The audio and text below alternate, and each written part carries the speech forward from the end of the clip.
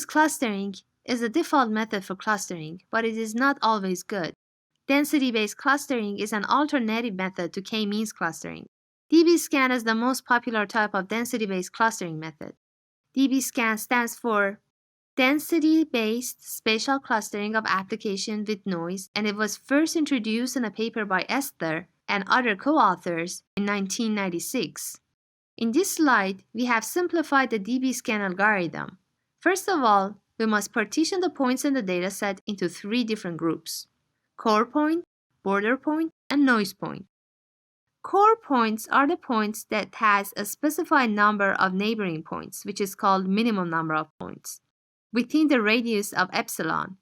A point is a border point if it has less number of neighboring points than the minimum number of the points, but it is still in the neighborhood of a core point.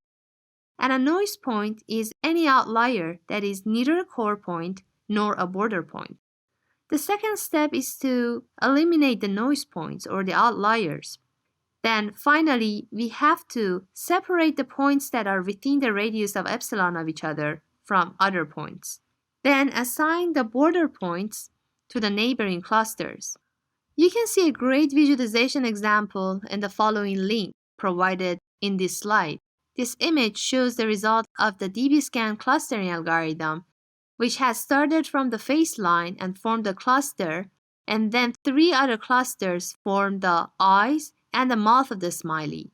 The pros and the cons of DBSCAN are as following. One of the advantages of DBSCAN is that we can discover clusters of arbitrary shapes and sizes. We can also handle noise and outliers. In addition, we can scan the data once to find a cluster. Another advantage is that we don't need to know the number of the clusters in prior.